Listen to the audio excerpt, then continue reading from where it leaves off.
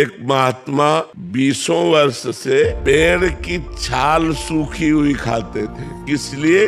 काम विजय के लिए। किसी भी तरह का शरीर में पुष्टता ही न होगी तो काम क्या करेगा? अवस्थी मात्र हुए रहे शरीर, हड्डी हड्डी शरीर में रह गई थी और तपस्या करते सूखी छाल जो पपड़ी होती है ना वृक्षों की, वो मापाते। तो बस कोई भोजन नहीं, कोई पत्ता नहीं, कोई फल नहीं, कुछ नहीं। तो ऐसे हो गए थे। जब 20 वर्ष हो गए तो कामदेव प्रकट हुआ सामने, क्योंकि वो उसी योग्य थे, और कहा हम तुम्हें परास्त करेंगे। तो उन्होंने मुस्कुरा के कहा तुम्हारी ताकत क्या कि तुम मुझे परास्त कर लो। बोले अच्छा चलते हैं। चला गया काम। दूसरे दिन जहाँ वो पपड़ी खाते थे ना, वहाँ हलवा लगा मिला, हलवा। अब उनका दिमाग काम किया कि जंगल में, घोर जंगल में बढ़िया सुगंधित घृतयुक्त मिष्ठान, उन्होंने समझा मेरी तपस्या से डरकर प्रकृति मुझे दे रही। मुंह मार मार करके जहाँ जहाँ पपड़ी खाते थे वहाँ हलवा लगा मिला, हलवा पाया। 20-25 दिन हुए, थोड़ा खून दौड़ा नस नाड़ियों में। अब एक दिन वो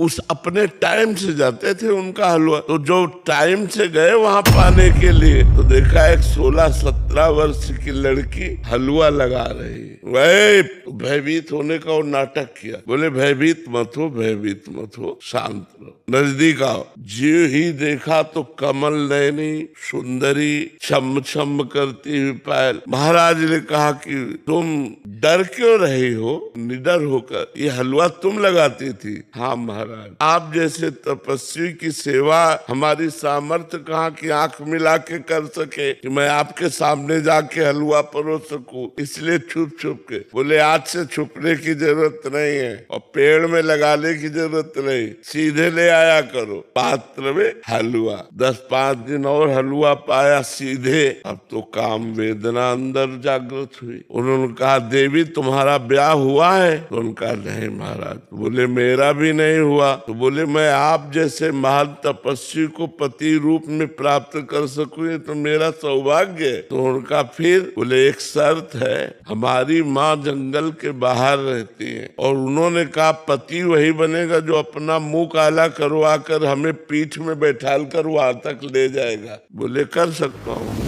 घुटनों के बल चल करके वहाँ, जब वहाँ ले गए तो कामदेव खड़ा था और बोला देख तेरी तपस्या को नष्ट नहीं करना चाहता, केवल ये दिखाना चाहता हूँ कि घुटनों केवल आया है एक मेरी माया के इशारे से। अगर मैं 5 बार संधान कर दूं तो तेरे हाल क्या होंगे? तो उन्होंने प्रणाम किया।